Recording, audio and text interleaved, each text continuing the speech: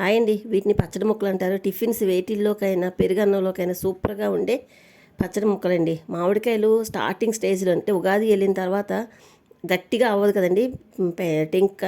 అలాంటి స్టేజ్లోని మామిడికాయలు బంగినపల్లికాయలు 3 తీసుకున్నానండి.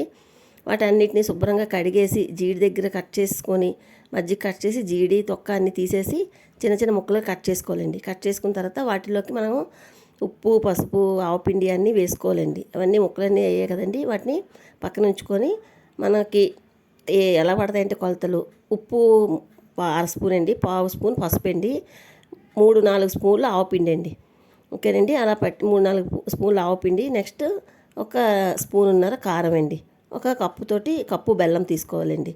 ఆ బెల్లం ప్లేస్లో పంచదార కూడా తీసుకోవచ్చు. అలాగే 3 స్పూన్లు వేరుశనగ నూనె వేసానండి. వాటన్నిటి మసాలాలన్నీ ముక్కలు బాగా పట్టి ఒక 2 రోజులు ఉంచితే ఇలా రెడీ అవుతాయండి. ఇవి చాలా టేస్టీగా ఉంటాయి. Thank you for watching.